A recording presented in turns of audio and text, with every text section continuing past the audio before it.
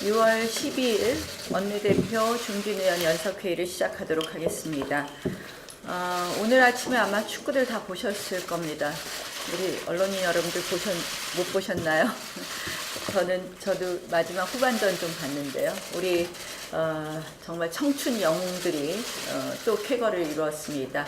이제 결승에 진출하게 되었는데 정말 우리 국민들에게 지금 굉장히 답답한 국민들에게 그런 또 다른 그 기적의 또 드라마를 만들어 주시기를 기원해 봅니다.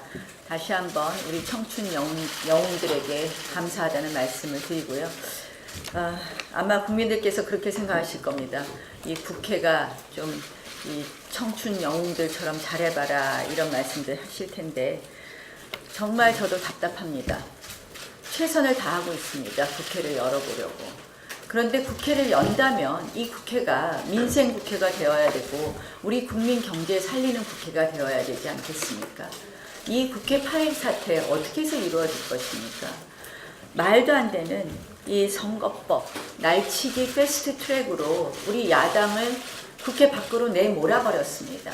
그런데 지금 청와대, 여당의 태도를 보면 야당은 그저 무조건 복귀해라.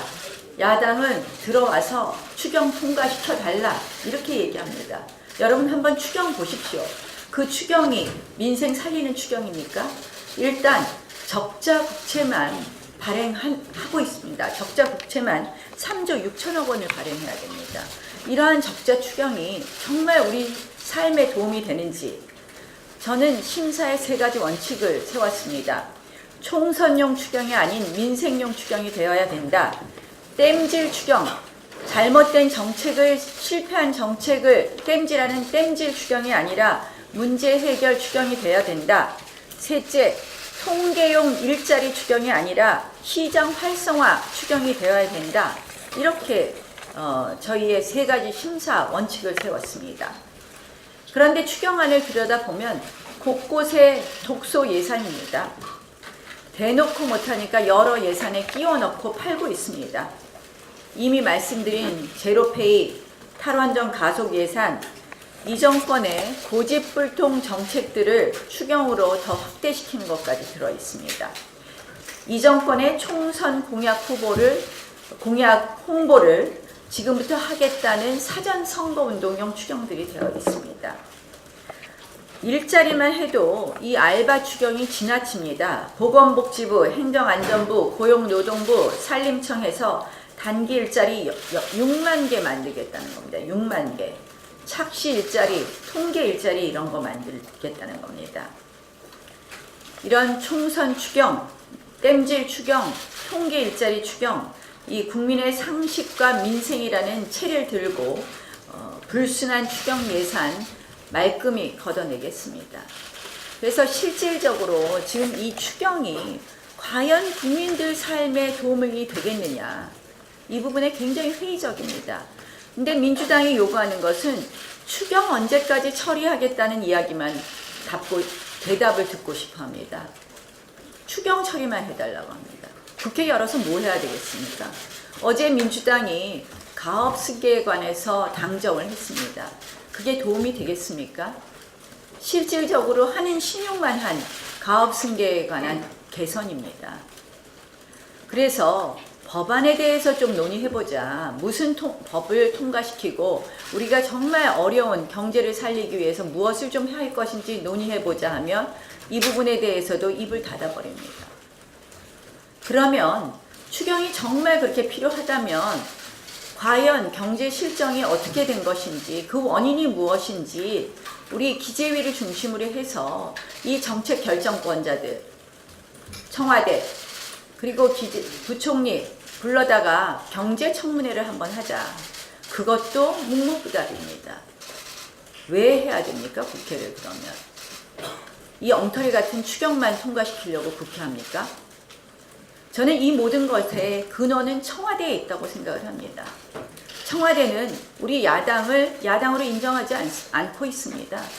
청와대는 그저 자기들이 하고 싶은 거 해내는 국회가 되어야 된다는 이야기입니다. 그렇게 야당을 패스트 트랙으로 짓밟아 놓고도 또다시 짓밟고 있습니다. 대통령 떠나면서 뭐라 하셨습니까? 추경 탓도 하고 왔습니다. 야당 탓도 하고 왔습니다. 어제 강기정 수석 뭐라고 했습니까? 마치 강기정 수석의 이야기를 들어보면 우리 당이 해산해야 될 정당 요건에 다 해당이 되고 그런데 청와대가 참고 있다. 그러면서 국민들이 총선까지 기다리지 못하겠다 하는 것으로 다시 야당에 대해서 전면전을 선언했습니다.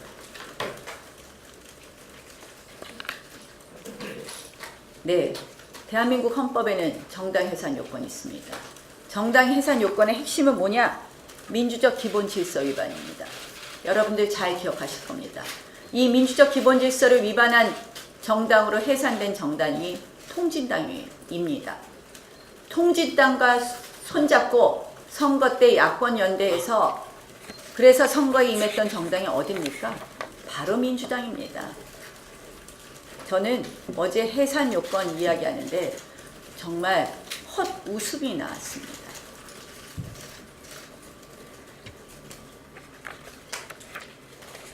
이렇게 강기정 수석이 지금 야당 비판하는 거 강기정 수석 개인의 의견이 아니라 청와대의 생각이라고 생각합니다. 문재인 대통령의 생각이라고 생각합니다.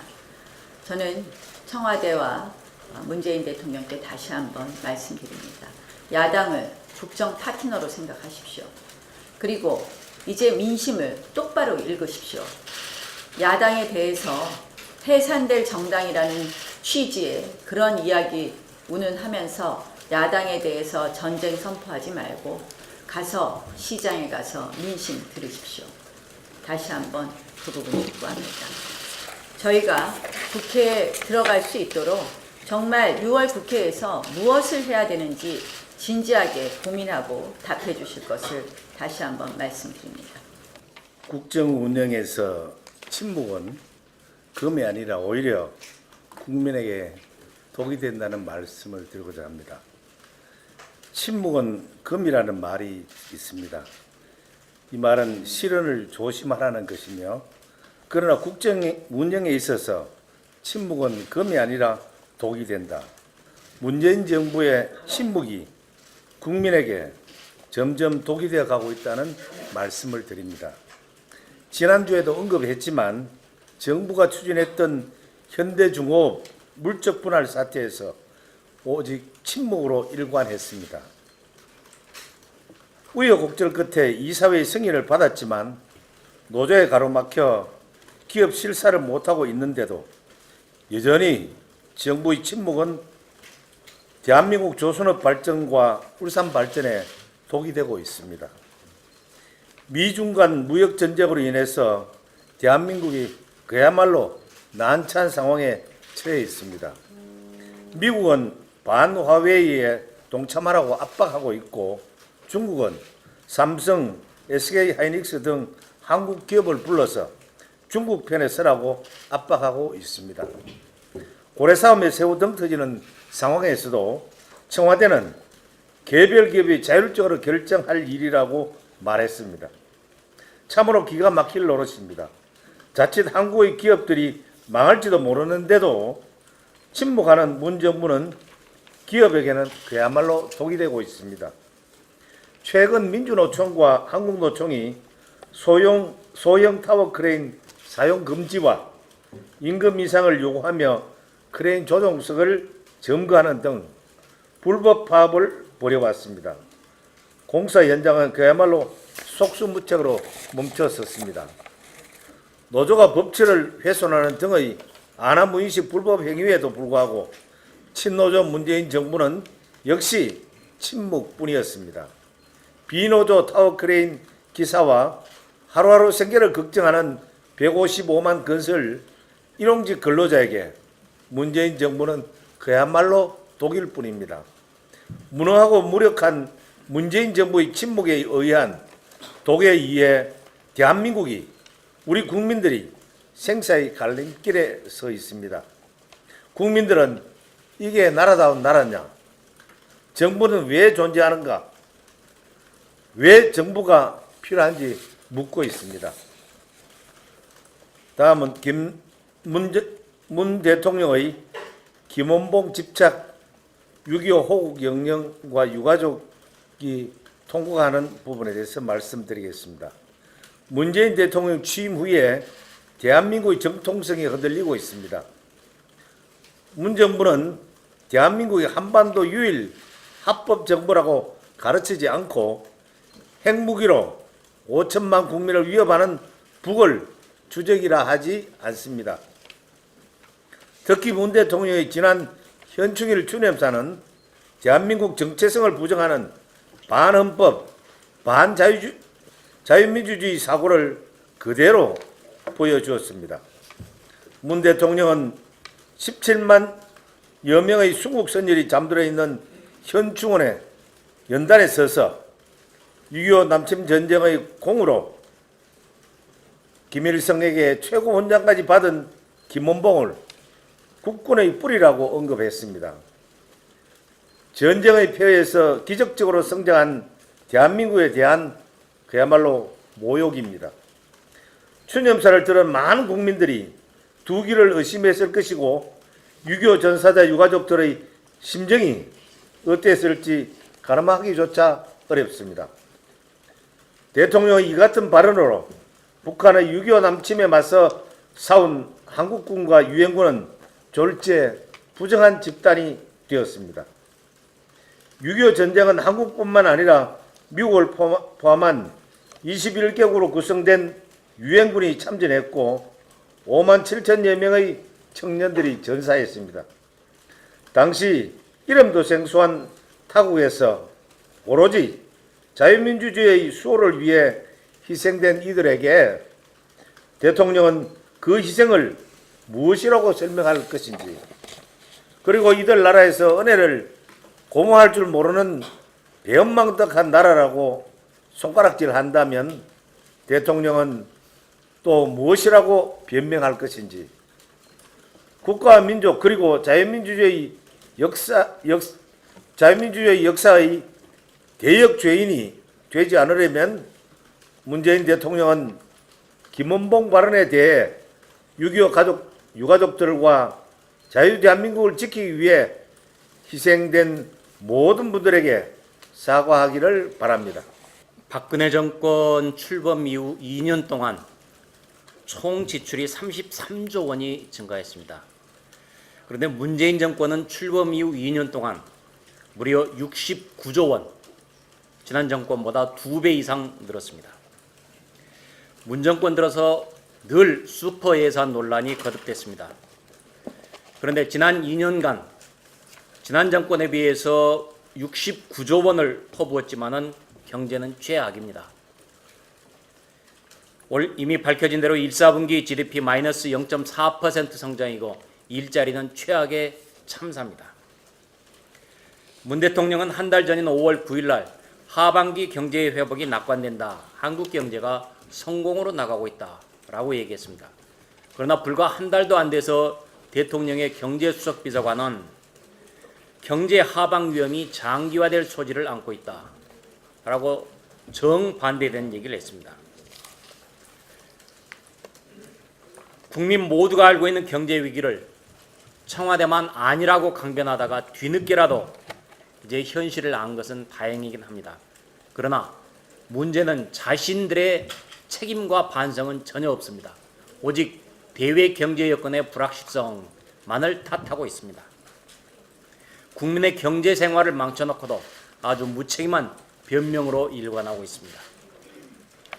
이번 추경에서도 재해 관련 예산은 2조 2천억 원에 불과합니다.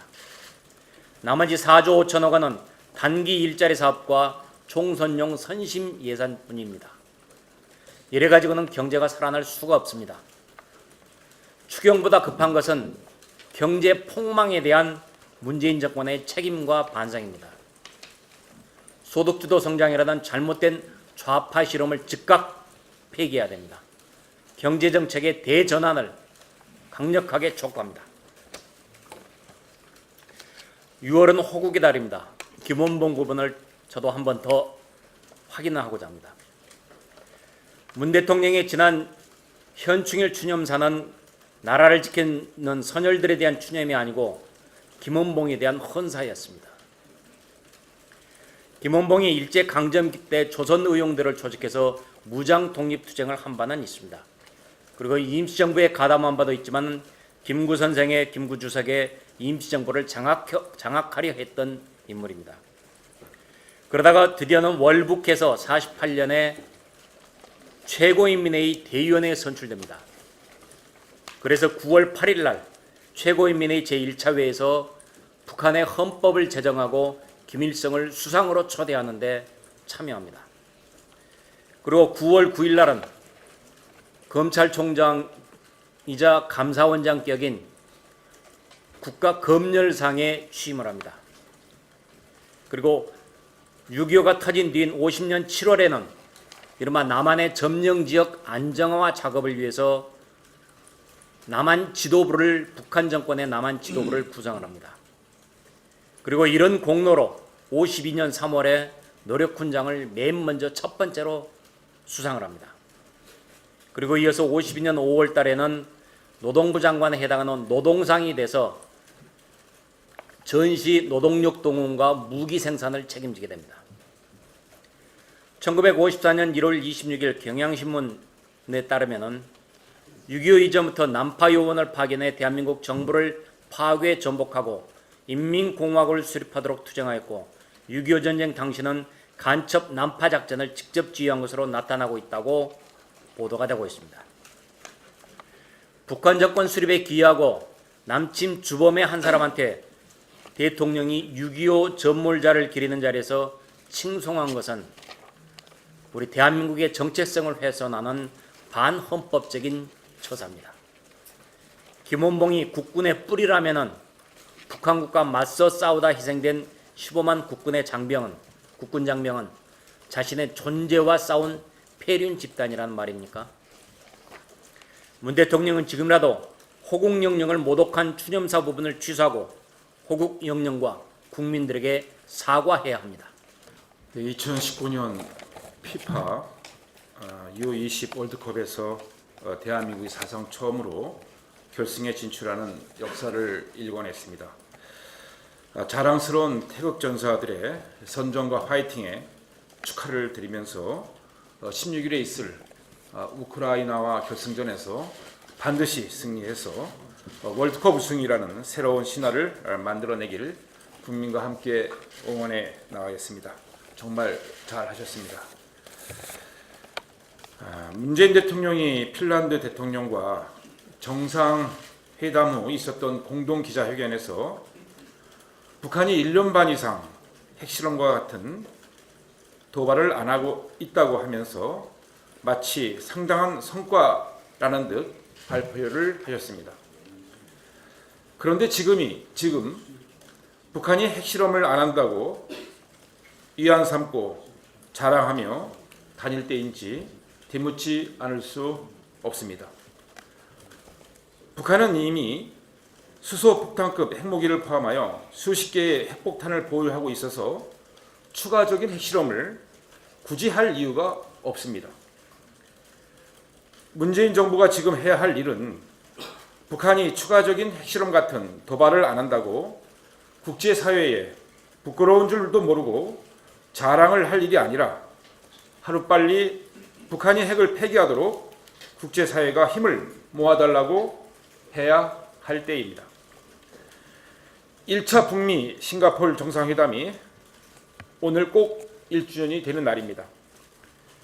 싱가포르의 합의였던 완전한 비핵화의 진전은 한 발자국도 나가지 못한 채 북한이 핵실험만 안 하는 것만 보더라도 성공한 것이 아니냐라는 황당한 자화자찬에 북한의 비핵화는 물 건너가고 북한의 핵 보유만 기정사실화되면서 우리 후손들에게 핵 인질의 가능성만 물려주는 게 아닌가라는 불안감이 엄습해 옵니다.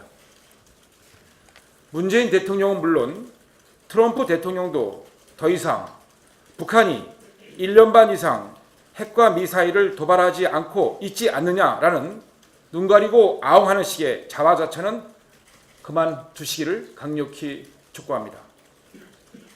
북한이 핵과 미사일을 고도화시키고 있지 않는 상황이라면 몰라도 얼마 전 북한판 이스칸데르라는 신형 탄도미사일을 발사하는 무력 도발을 지켜보면서도 도대체 이게 자랑할 만한 일이 솔직히 아니지 않습니까? 북한은 수소폭탄을 포함하여 이미 수십 개의 핵폭탄과 ICBM을 포함한 수천 개의 중장거리 미사일을 보유하고 있는 엄중한 군사 안보 상황에서 우리는 날로 느슨해지고 있는 한미 동맹의 군사력에 의존하고 있는 중입니다. 북한의 핵 위협에 우리는 동맹인 미국이 제공하는 핵 우산에 억제력을 유지하고 있습니다만 그 우산이 갑자기 접히거나 찢어지면 어떡하나 하는 걱정이 앞서는 것이 솔직한 저의 생각입니다. 자유민주주의 대한민국을 지키기 위해 수많은 순국선열과 호국 영령들의 희생과 헌신이 있었던 2월 호국 보훈의 달에 새삼 대한민국의 엄중한 안보 상황을 다시 한번 돌이켜보지 않을 수가 없습니다.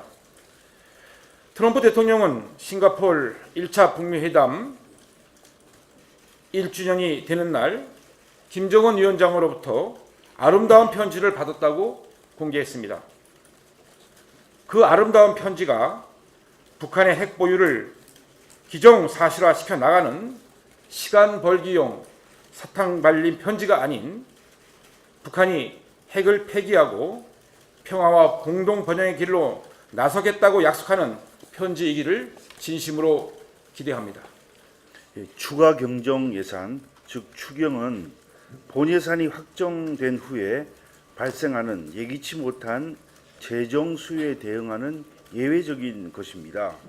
말 그대로 예산 실행 단계에서 부득이하게 발생한 경비로서 재난에 대한 대처 같은 것이 대표적이라고 하겠습니다. 그런데 문재인 정부는 추경을 마치 만능의 보검인 양, 도깨비 방망이인 양 경기 부양의 유일한 수단처럼 내세우면서 현실을 호도하고 있습니다. OECD 22개국이 경제 성장률을 공개했는데 그중에 꼴찌가 한국입니다. 우량 흑자 기업인 한전을 1분기에 6,299억 영업 손실을 기록을 했고 월별 경상수지를 7년 만에 적자를 기록하게 했습니다. 대한민국 경제는 문재인 정부의 소득주도 성장에 대한 집착이 악화를 하는데 가속화시키고 있다고 진단하는 것이 옳을 것입니다. 올바른 진단을 내려야 그에 대한 처방도, 약효를 보는 것인데 이 정부는 진단도 처방도 엉터리입니다. 소주성 실패를 인정하고 악화된 경제지표를 냉철히 분석해 제대로 된 대안을 마련해야 합니다. 민심의 목소리에 귀 기울이고 국민과의 소통을 원활하게 하기 위해서 마련된 청와대 게시판의 청원을 청와대가 나서서 아전인수로 해석하고 국민의 평가 운운하는 것은 대단히 부적절하고 잘못된 일입니다.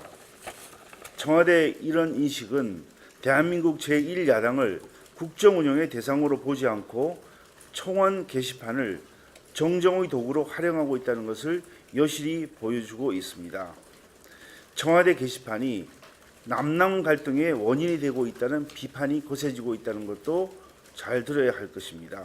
이런 식이라면 차라리 게시판을 폐쇄하는 것이 남남 갈등을 더 이상 유발하지 않을 것이라고 생각합니다. 대통령이 북한의 핵실험과 같은 도발이 없어서 지난 1년 반 남북관계 또 북한의 비핵화에 성과가 있었다고 이런 말을 했습니다.